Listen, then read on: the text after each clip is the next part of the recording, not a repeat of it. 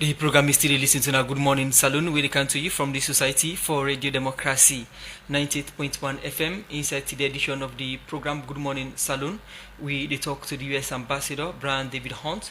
We will give updates about the Millennium Challenge Corporation, MCC Compact, and other government issues.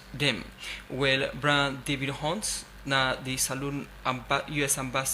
Ambassador to Salone, we take out of office inside August 2023 and replace David Reimer in September of the same year. Before he can Salone, he don't get appointments for work in different sectors then within and outside the U.S. and he don't serve as senior foreign policy advisor to the U.S. Transportation Command inside 2022. And same way so work as office director for South Sudan and Sudan, now the U.S. Department of State Bureau for African Affairs from August 2019 to July 2022, and Seth don't serve as Deputy Assistant Secretary of State for Africa and the Sudans. You look at the profile of David Brown Hunt long, and he don't serve now different capacities them, but he take over office officially as ambassador, U.S. ambassador to Salone inside September 2023, almost 9 months now that position day. We get another studio for can look at issues them we na interest of the United States government na Salone, we one at the MCC Compact development and other governance issues them. Once again, good morning and welcome to the program, Brian David Hunt. Good morning and thank you very much for having me on Radio Democracy this morning. From that brief introduction, we have you today in the studio. You've been working as an ambassador in the country for almost 9 months now. How has it been like? Well, I find Sierra Leone to be a very vibrant society. The people have been very welcoming. I found my job to be interesting as well as very easy to carry out because I've been fortunate to have excellent access to the government, excellent access to the opposition, and a very broad welcome across civil society. So for me, it's been a real joy to be here, and I've enjoyed every moment of my time in the country so far. Someone listening to you now would like to know what are the roles of the U.S. ambassadors in overseas countries that they are posted to work? So I'm the representative of the President of the United States of America, accredited to Sierra Leone. My job is to carry out our foreign policy, to oversee our development programs, and to engage broadly with the Sierra Leonean public so that I can inform my government of the developments that are happening here, and so that I can share my government's perspective on international developments with the government and the people of Sierra Leone. Talking about supervising or looking at some of the development programs that the U.S. Embassy or the U.S. government is implementing in Sierra Leone, also engaging Sierra Leoneans and interacting with them to communicate the U.S. foreign policy position in overseas country. You are working in Sierra Leone now. Take me through some of the programs that the U.S. government is implementing in terms of development. So right now, our primary interventions are through the United States Agency for International Development and our Centers for Disease Control and Prevention. We have a long-standing relationship with the Ministry of Health and engagement with the government really across the health sector. We focus on maternal and child health. We focus on trying to help the government prevent pandemic diseases from entering the country. We focus on zoonotic health. That's the intersection between human and animal disease. We work very closely on the malaria initiative. You will have seen the launch of the new malaria vaccine recently, which is very much part of the program we've been working on. We work on HIV/AIDS. We work on reproductive and child health. Outside the health sector, we have various programs that are looking at economic development, environmental protection, agriculture, and most importantly, in my mind, democracy and governance, trying to help Sierra Leone establish the institutions necessary to make sure that the government's able to deliver for the people. Ambassador, in the couple of months we've been seeing you going around across the country, and like you said, you are monitoring some of the projects that you're funding, and we have a look and say that the American people put their mouth where the money is. So tell us the status of this project and what's your impression? So I think we've had very good success in the health sector. Certainly in prevention of malaria, The indicators are very, very good that we are getting control of that disease and moving towards elimination, which of course is the ultimate goal. You will have seen the statistics on maternal mortality, which have declined substantially over the last few years, bringing Sierra Leone more in line with other developing countries and ensuring that mothers and babies are safe and are able to obtain the health services that they need. So I think there we have a very good story to tell. I had the chance to look at some of our environment and economic work both around the Gola Rainforest and up in the Otomba-Kalimi National Park. I think also there we're making steady progress. There's always much more that can be done given the low levels of development in those communities, but I think the investments that we've made to try to help people improve their livelihoods are showing results on the individual level. I hope that we can bring that forward to the national level and really begin to stimulate the development of the Sierra Leonean economy. In my mind, that means investment in the private sector. So is this assessment speaking to issues across the country where you visited? Yeah, I think that there is broad progress in the social sectors and much more that needs to be done on the economic side of the house. And I think that applies broadly across where I visited in Sierra Leone. Now, you spoke of programs that you are supporting in Sierra Leone, ranging from the health, environment, agri-democracy, and other sectors. What kind of support are you giving to this program? Is it financial or technical? So we provide both financial and technical support. The financial support primarily goes through our implementing partners. The United States right now does not provide direct budget support, unlike the European Union and some other donors. We prefer to provide our support in the form of projects that we have better control and oversight of their implementation on the ground. We also provide broad technical support to various ministries in the forms of advisors as necessary in order to advance the programs in which we're working. Now, let's look at these programs. How do you design your programs? How do you arrive at conclusion for supporting a particular sector as against another sector? How do you do that? So design of a program generally takes about a year and a half in the U.S. government context. And that will involve multiple missions of experts coming out to Sierra Leone to talk with the government, to talk with the private sector, to talk with communities, to talk with civil society organizations, to understand the needs and to try to craft the interventions that we would hope our implementing partners are ultimately able to develop. In terms of choosing those specific interventions, we try to follow very much the data. So we look at the data in the health sector, we look at what interventions are necessary to raise the indicators, and then we follow where that data leads us in terms of the interventions. And those interventions are not necessarily the same in Freetown as they are in Kono, because they're very different contexts, very different communities, so we try to tailor our interventions in that way. In choosing whether to intervene in health versus education or health versus agriculture, we're guided by the National Development Strategy that the government of Sierra Leone puts out first and foremost. We then look at what other donors are doing, and we try to make sure that what the U.S. government is contributing is something that we are uniquely positioned to do, where we are the best positioned donor to act in that space. Historically in Sierra Leone, as I've said, that's been in the health sector because that's where we've been invested over a long period of time. You've been investing in the health sector for over a very long period of time, and you said you are informed by the data. What are the data telling you about health in Sierra Leone? Is it okay, or you need more investment in the health sector? Oh, we need much more investment in the health sector. What are the areas that need improvement? So I think first and foremost, we have to continue to build out the community health network so that Sierra Leoneans are able to obtain services, quality services, in their communities, and that those services meet the government standards for free delivery of health services across the country. There remain real challenges on the logistics side with getting medicines where they need to be at the time they need to be there. There remain, as I think everyone knows, real challenges with employing the number and quality of staff that are needed to run community health facilities, particularly in rural areas. And of course, while indicators are better on maternal and child health, malaria, other pandemic diseases, there's still a great deal of work that needs to be done in order to get to eliminating malaria, eliminating HIV/AIDS, ensuring that every mother and child is able to have a safe and healthy birth. And these are the ultimate goals. Of course, that's going to require more time, more money, more intervention by both the United States government and by the government of Sierra Leone. So like you said, you supporting the government through projects that you fund as a country.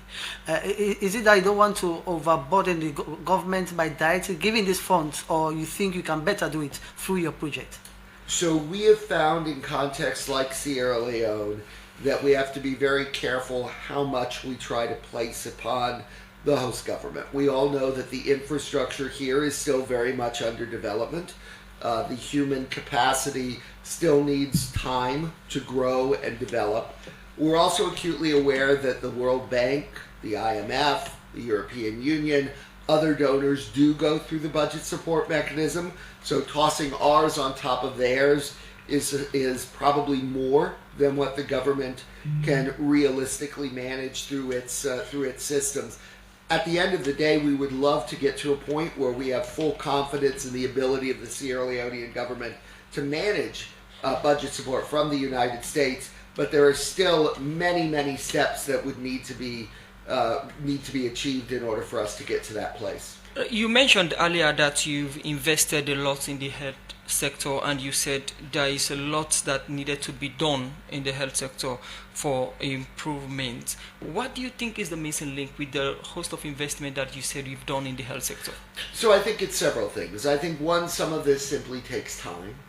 Building from the very low base that we were starting with at independence, and then post-Civil War having to start again, post-Ebola in some ways having to start again. It's going to take time to get the indicators that we would want to see across the sector. Secondly, I think it's convincing Sierra Leoneans working in the health sector that they want to work in rural communities. Convincing nurses, doctors, medical technicians that they want to leave Freetown and go out to a rural village in Kailao district or Pujan district is very difficult, and we all understand that. The standard of living is not the same when one goes outside of Freetown. So creating the incentive packages that encourage people to make those decisions to go and serve their country at the community level, I think, is something we all need to continue to focus on. And then third, the infrastructure. We all know there are problems with running water. We all know there are problems with electricity, and that impacts the health sector, because at the end of the day, you need those basic infrastructure services to be able to deliver health to the population. Host of programs that you are implementing in Sierra Leone, how do you do them? Is it directly by the United States agencies, or you do it through government?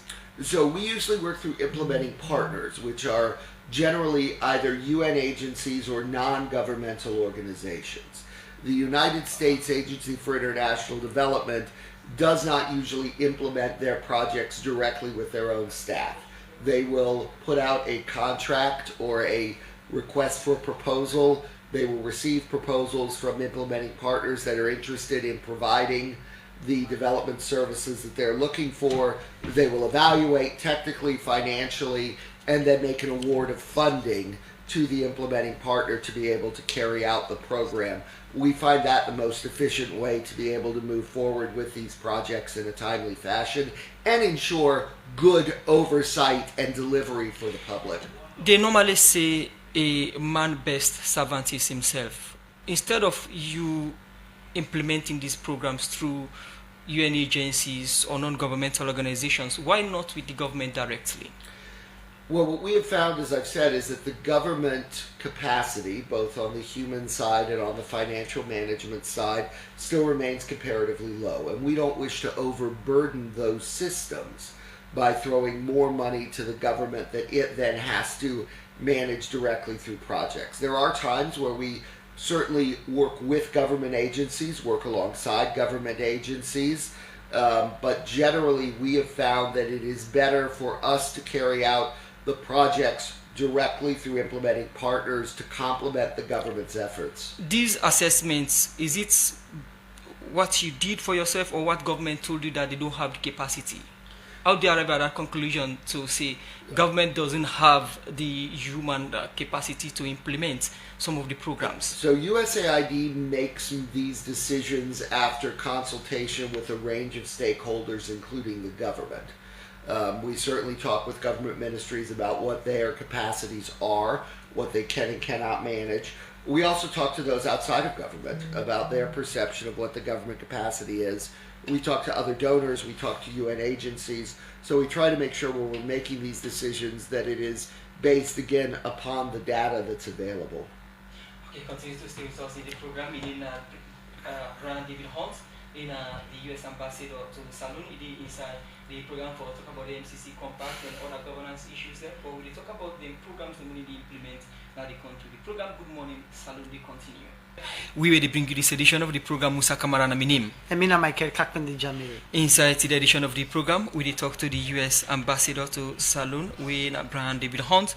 We inside the program for talk about the Millennium Challenge Corporation Compact, we at the MCC, and also talk about other governance issues. Then we get to do with the Tripartite committee, then work. But inside the program, we can look at the Millennium Challenge Corporation. We then call MCC Compact. We have 5 years agreement through the United States for provide grants to partner countries them for support program for reduce poverty through economic growth.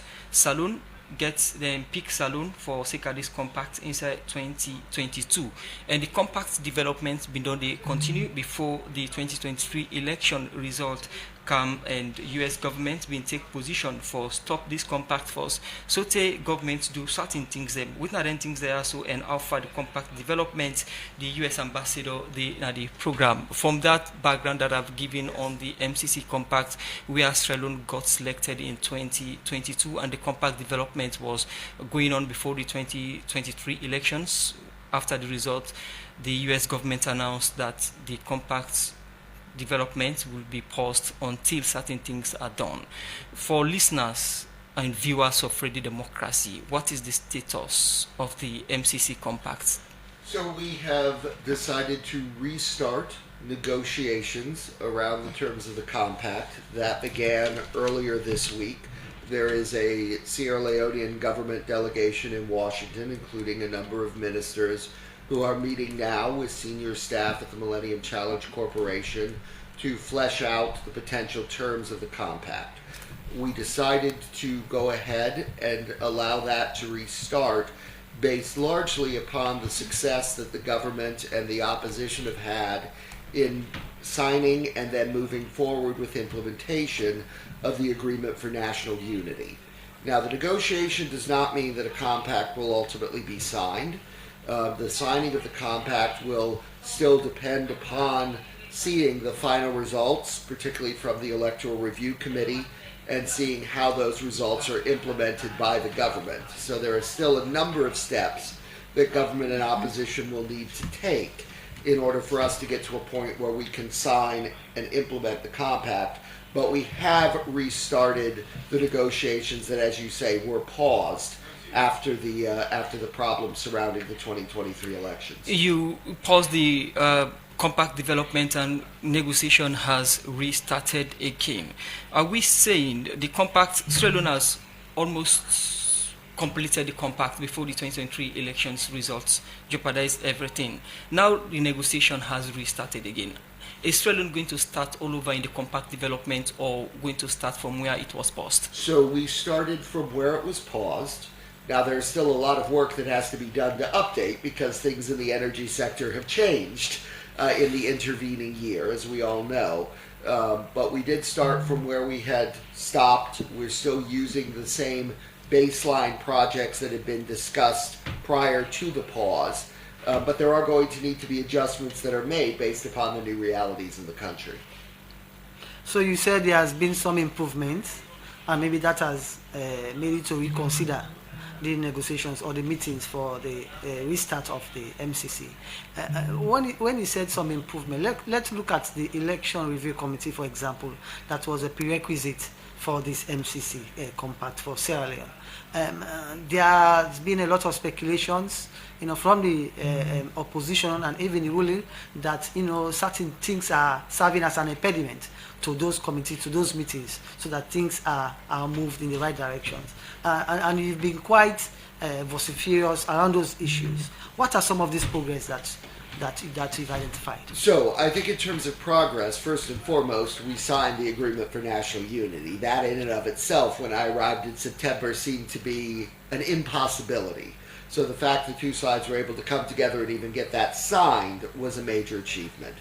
Beyond that, they then went ahead and did what they were supposed to do and established the Electoral Review Committee, which is, again, a significant step forward and one that I think many people thought was never going to happen.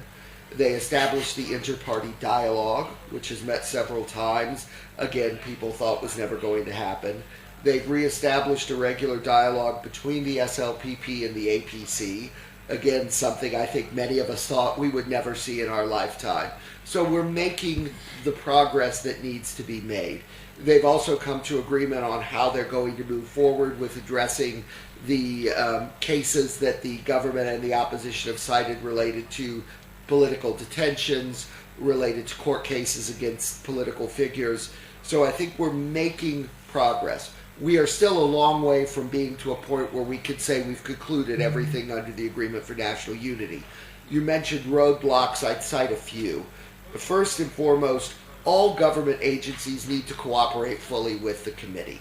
The president has been very clear that it is his desire to see the Electoral Review Committee produce a full and comprehensive report. He has been very clear that he expects cooperation from all government agencies, both those that are directly under the control of the executive and those that function independently. So I think it's very important that when the ERC makes a request, and that's a joint request from both government and opposition members, for documents, for access to personnel, that those requests be honored. It's essential for their work. Secondly, we have to take down the rhetoric. I was very distressed to see recent rhetoric from both sides attacking the leadership of the APC on the one hand and the leadership of the government on the other because of their decision to move forward with national unity. Death threats, threats of violence, threats of disrupting the economy, these sorts of things are just not appropriate.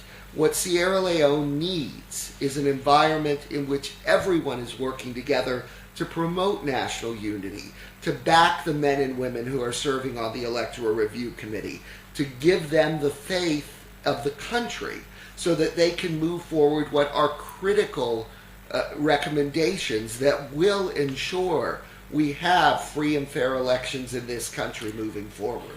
Okay, we shall look at the work of the Tripartite Committee and the U.S. position on the work of the Tripartite Committee in depth shortly. But let me take you back to the issue of the MCC. And you mentioned that Sierra Leone's government delegation is presently in the U.S. to engage the MCC executive. What is the expected outcome of this meeting?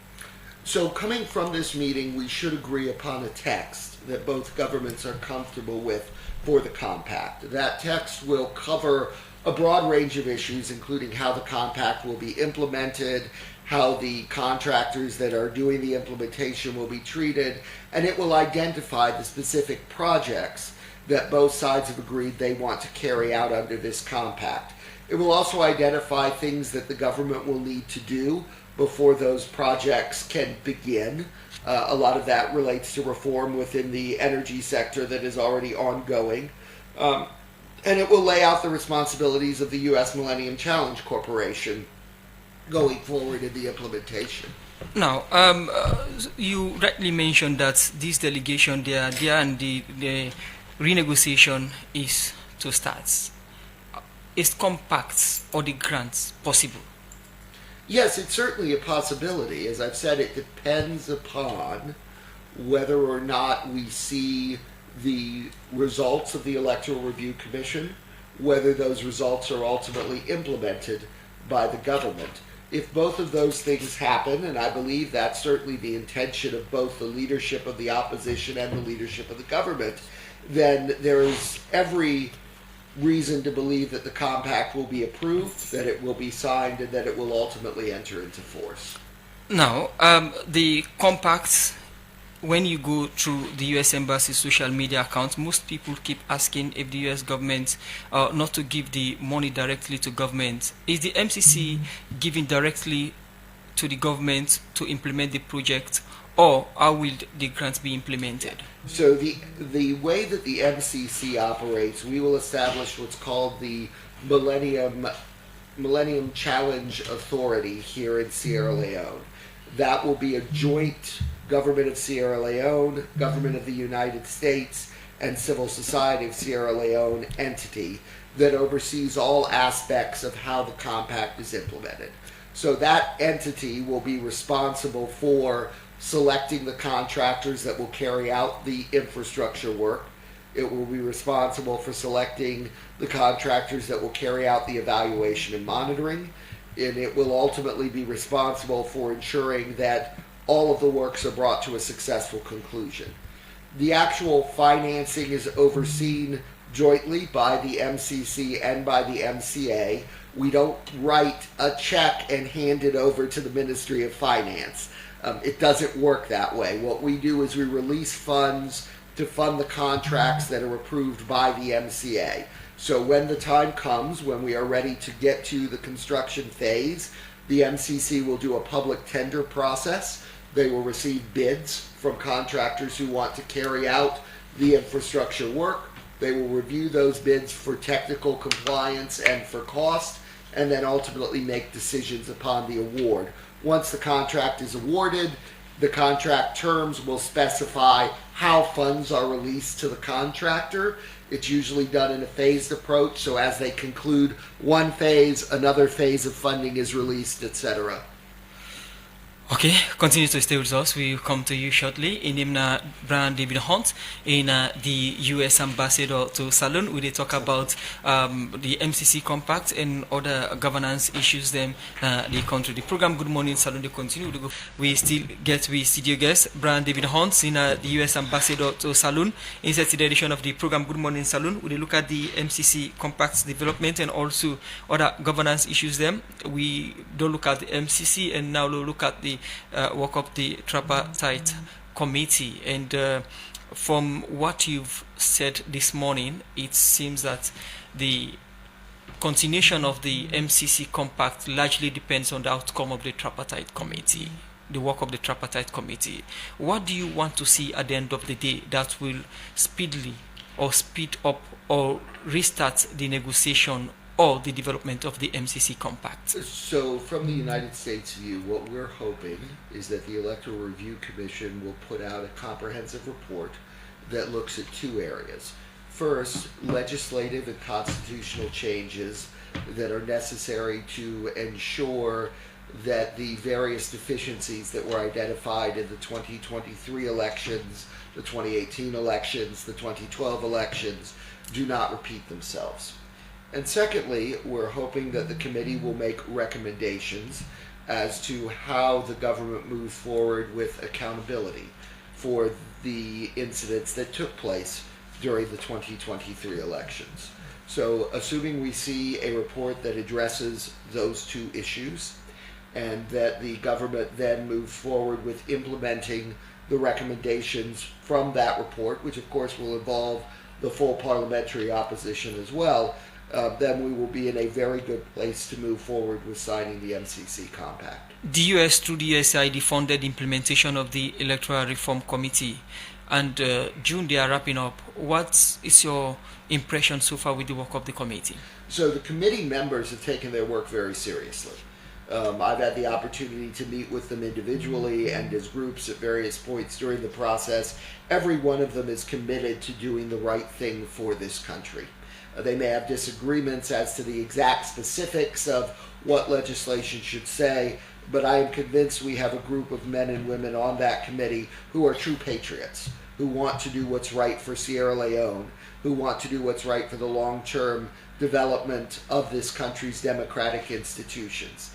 I think they've done a very good job at setting aside partisanship, of putting country ahead of political party, and of looking at what's really going to be best for the Sierra Leonean people. So I am quite confident that with the support they're receiving, not just from USAID, but from a range of international donors and technical agencies, they will be well positioned to provide a solid report to His Excellency the President.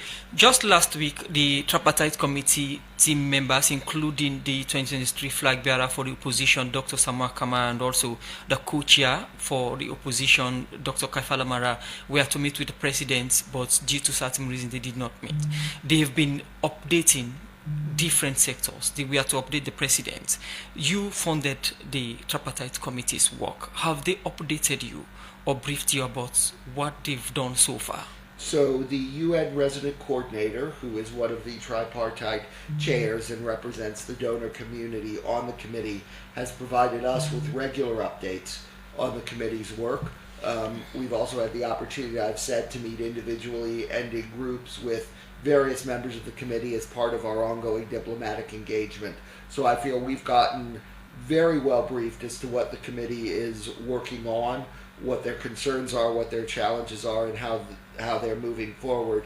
It's very, very tragic that the younger sister of Dr. Kamara passed away last week, and my condolences to him and his family, and that of course delayed necessarily the meeting with the President of the Republic.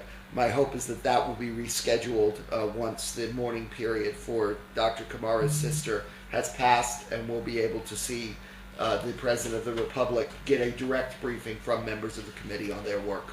You made mention of some of the things that you would like to see in the work of the Tripartite Committee, or the recommendation that will give urge to the US government to restart the compact development. In the briefing that they've given you, are these things visible in these briefings?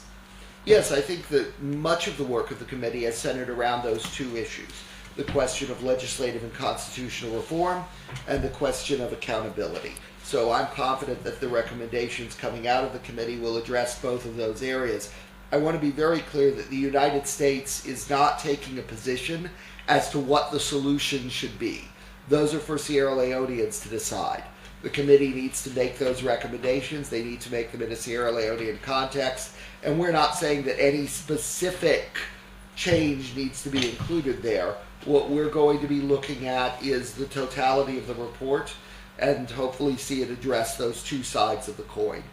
So as you said, the outcome of these tripartite recommendations, all the meetings largely depend on the MCC grant, availability to Sierra Leone. At this point, are you totally satisfied? Well, I haven't seen the final report yet, so until I see the final report and its implementation, I can't say that I'm going to be totally satisfied. With what is going on presently, the meetings, the bottlenecks. Yeah, I'm very optimistic. And the reason I'm very optimistic is that the leadership of both the government and the opposition have been very clear that they want to see this be a successful exercise. Both Dr. Kamara and His Excellency the President have stated repeatedly that they believe electoral reform is critical for the future of this country. Both of them have been equally clear that they believe national unity is critical for the future of this country.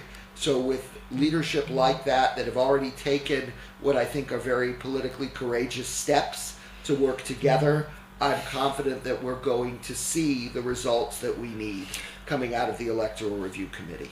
Concerns are largely most times from the opposition. What have they been telling the U.S. Embassy with regards the work of the Tripartite Committee?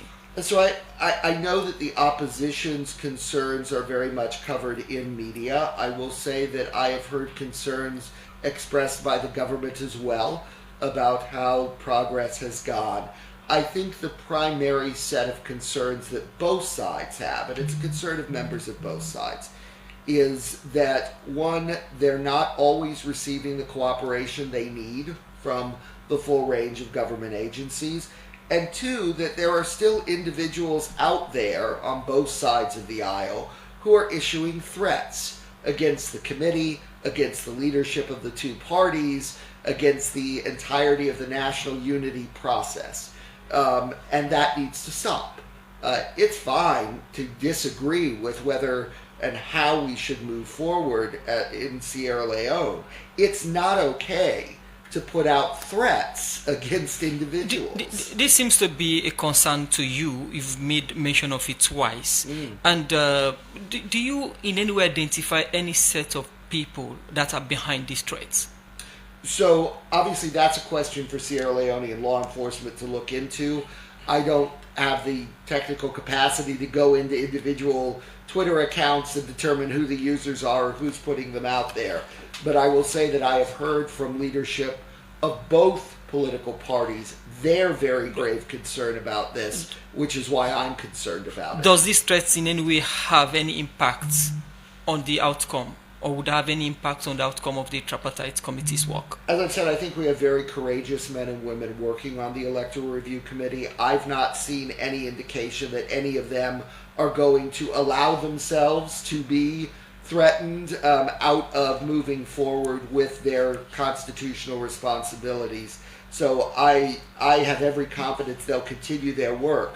But this environment is very dangerous for Sierra Leone as a whole. We are going for a short break, but quickly, when you talk to the opposition or you talk to the ruling, they have their different positions on the work of the Tripartite Committee. For some, there would be a rerun of the election. Is that in any way possible?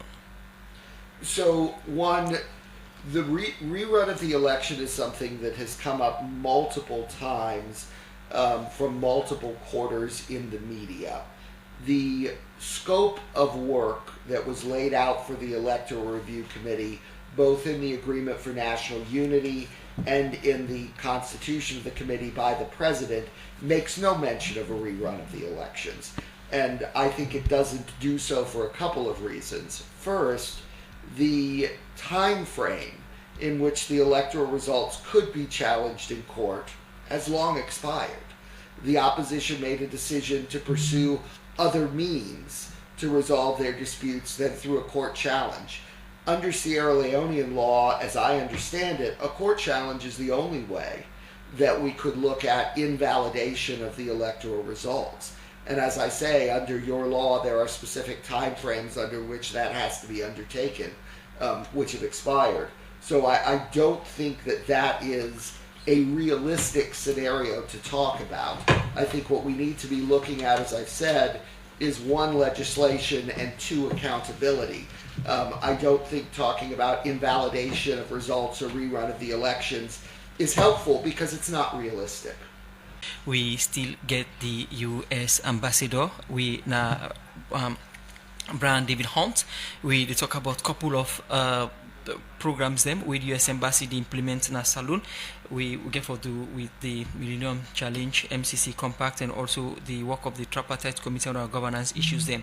When I don't send una messages them on 077-981-981 and also now with Facebook page. Now turn now for make we take una messages and Scapindi.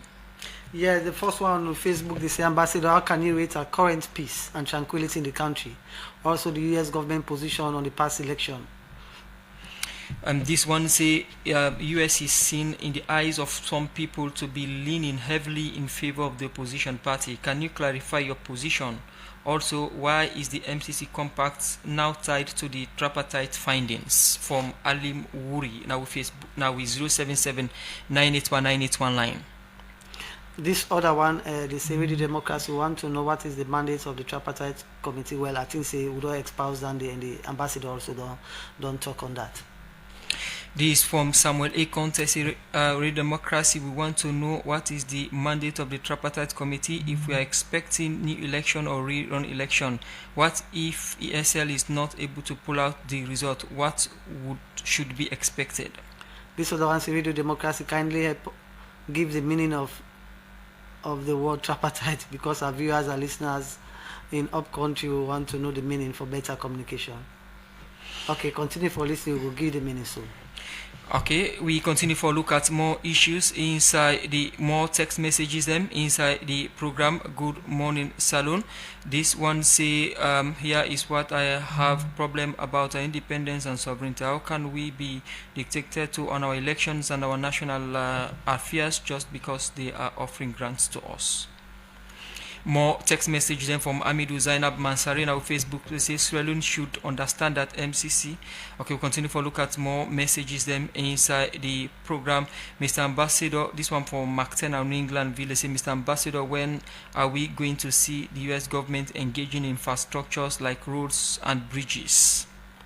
This other one from Facebook, they say, Mr. Ambassador, sir, the current events that are taking place in West Africa now, especially development that took place in Chad, where the French and Americans have been asked to leave, and they are bringing in the Russians. Don't you think bringing stiffer conditions on the MCC and others will lead to the country looking for another option? This one say, Ambassador, okay, no, just one tell we say they not believe we people them for handle the money, making they go through. Do not them for implement them projects them. More text messages them inside the program Good Morning Salone. This one say, why is the US government always okay? Continue for sending text messages on 0779819181, and also now we Facebook page they take them inside the program. This one say we want to know what is the mandate of the Tripartite committee. More messages on the role of the Tripartite committee. I think the ambassador don't answer that, but go emphasize on more. Okay. 07798191 and the number for sending text messages them, or go on our Facebook page and drop your comment on issues the more they talk. This one from Ibrahim Samura now we Facebook page. They say, why are your consular office are rejecting 99% higher number of visa applicants under your leadership than before? Still on we Facebook page. This one from Ibs Banks now we Facebook say, with the state of the hospital, no lights, no pipe-borne water, and the general condition, the man still say we they get progress. Papa God help Salone.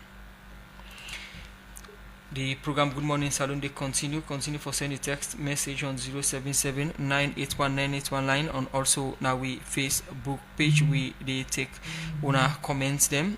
This one on the issue of project implementation. This one say there seems to be a pattern of US funding going to private companies. Why is it like that? Is it a lack of trust in African government to implement projects? These are some of the messages them we will keep on for come with them as soon as they send them inside the program. David Branhorn, these are some of the messages that have come in so far. You can respond to some of them. Sure. Let me start with the listener who asked for the definition of tripartite, because I think that's very important. The Tripartite Committee was set up under the Agreement for National Unity. The reason they call it tripartite is because it has three co-chairs. One of those co-chairs comes from the government of Sierra Leone, one comes from the All Parties Congress, and one comes from the United Nations. So that's why we call it tripartite, because there are three parties involved in chairing it, and three parties involved in the work of the committee. In terms of what is the committee's mandate, I think the committee's mandate was to review all of Sierra Leone's elections since she became a multi-party democracy, and to determine what reforms were necessary to address the repeated deficiencies in the electoral system that have been identified by a range of domestic and international observers over time, and that are of concern to both the government and the opposition. It was also asked to take a very specific look at the 2023 election and make recommendations as to what accountability measures could be put in place for some of the issues that took place during that election. So it's very much open-ended to look at those, but the mandate says that whatever the committee recommends has to be realistic and it has to be implementable, which is why when people talk about are we going to invalidate the results and have a new election, as I said earlier, Sierra Leonean law is fairly clear on this point.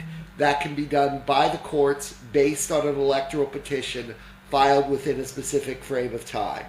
The opposition chose not to file a petition seeking the invalidation with the courts during that time frame. They decided to pursue their grievances through other means, which is absolutely their right and their decision. But it does mean that right now, as we understand Sierra Leonean law, there isn't a space for a rerun. There isn't a space for an invalidation. So what the committee is focusing on is what is implementable. And I think we all need to be prepared that the recommendations coming out of the committee are most likely to focus on legislative and constitutional reforms and some forms of accountability mechanisms. As far as the tie-in between the committee and the MCC Compact, what we have always said since day one, when we started the discussion with the government around the MCC, was that to be eligible for the MCC grant, the government had to show continuous progress towards democracy in Sierra Leone. The elections of 2023, unfortunately, did not go as any of us had hoped they would. They did not raise to these international standards of a free and fair election. There were very serious concerns that were raised about their conduct. That meant that we could not find at that point the government was still moving consistently to improve democracy in Sierra Leone. We had discussions with the government. We said, in order for us to move forward, you have to demonstrate that you are committed to democracy, that you are putting in place things that will address the concerns that were raised during the elections. And it was the government and the opposition that decided they wanted to pursue those reforms through the Tripartite Electoral Review Committee, which is why the work of that committee is now so important to the signing of the MCC. It's not a new standard. It's not a changed standard. Those democratic requirements have always been there. It's the government that decided the U.S. system. We do not become involved in visa adjudication decisions. There is a firewall between my office and the consular section. Only our consular section can make decisions about visas. I will say the refusal rate for non-immigrant visas is not 99%. The refusal rate hovers around 45 or 50% of the visa applications that we receive. That rate has been steady over time. There's not been an increase since the 2023 elections of visa refusals. The rate has been steady across time. And the reason the rate is as high as it is because we have a serious problem with Sierra Leoneans who have decided over time to misuse their non-immigrant visas. My consular section does a host of visa validation studies to determine whether Sierra Leoneans who receive tourist visas are returning to Sierra Leone after tourism in the United States. And unfortunately, we have a large number who've chosen to misuse their visa. And that means that we have to be more cautious as to who we issue non-immigrant visas to. So the issue of the rejection of visa should continue or would continue? So we will continue to evaluate every case on its own merits and determine whether we believe the traveler is going for legitimate tourism and plans to come back to Sierra Leone. But every time a traveler chooses to misuse their visa, it makes it that much harder for the next person to prove that they're intending to come back. Is it a new standard set at the immigrations or the consular department, I beg your pardon, to refuse visas based on your findings? No, I mean we've had the same law since 1985. The Immigration and Nationality Act hasn't changed since then. The standards for adjudication of visas haven't changed since then. The program now, good morning, Salone, they come to you from the Society for Radio Democracy 98.1 FM. The roundup with the ambassador now the program, but quick messages now, Facebook page. This one, Mohammed Tarawali, please must ask the ambassador that if the tripartite investigation finds out that the election was rigged and they recommend that there should be a rerun. And this one they say, please let the ambassador talk on the issue of the proxy they stood for Creekdean. With those two messages, you can run up with them quickly. Yeah, sure. I think I've said my views on the rerun. I think the block to anything like that would be Sierra Leone's law. Sierra Leone's law is relatively clear on how electoral disputes are handled, and we're well outside the time frame where that law would allow for such a rerun to take place. The committee can certainly recommend any number of things, but I think we need to focus on what is most likely to be contained in that report. And I think it is very unlikely that the committee would recommend something that could not be implemented under Sierra Leone law. On the issue, I'm not sure exactly what aspect of Mr. Dean's businesses the Inquirer is asking about. Obviously, we have Marapa Mining, which has been a very successful iron ore project here in Sierra Leone with a substantial U.S. investment. It's had tremendous benefits both for the government in terms of revenue and for the local communities in terms of the community development contributions. I'd say that project is going quite well. We look forward to phase 2 coming online, and I think it really does represent the very best possible collaboration in the mining sector between communities and a very, very credible international investor. I know that Mr. Dean has made a bid on the Australian Stock Exchange to purchase the majority shareholding in Sierra Rutile through one of his other holding companies, different than the one that is involved in the Marapa Mines operations. I believe that bid has now been extended through July, so we'll all have to wait and see whether shareholders elect to sell the majority of their shares to the company which has made the offer to take a controlling interest. Ambassador, in less than 1 minute, you've done quite a couple of media rounds across the country. Is this a new strategy for you to accentuate the wishes and aspirations of the American people to Sierra Leoneans? Yeah, I think it's very important that ambassadors engage with the media and that we are visible and that the Sierra Leonean people hear directly from us about the views of our respective countries. So I hope to continue to engage with media outlets across Sierra Leone during my tenure. The work of the Tripartite Committee is wrapping up in June this year, and after that, when are we seeing the kickstart of the Compact negotiation again? Yeah, so we'll hopefully see a result from the Tripartite Committee on June 18th. The MCC Board of Directors would next meet on June 26th. That would be their first opportunity to review the compact that's being negotiated this week and make a decision whether or not to move forward with it. I don't know whether they will take it up at the June board meeting. I think that depends upon the report that comes out on the 18th and whether that deadline holds. And then following that, if the board decides they want to move forward with the compact, we will see the implementation phase of the committee's recommendations, I expect, roll out through July and August in the Parliament, and then hopefully we would be in a position to be able to sign in early September, assuming that implementation does in fact move forward. Okay, now yes, we did on this edition of Good Morning Salone today. Plenty thanks to we studio guest today, when the ambassador David Brian Hunt for taking this opportunity for joining me, and plenty thanks to producer Michael Sambula and team for them produce this edition for we, and to technical team, the post we make una series live on Facebook, DJ Sunga, Jaffa, and also to DJ Cliff, where they behind the microphone. Me and Michael Kakmini Jamil.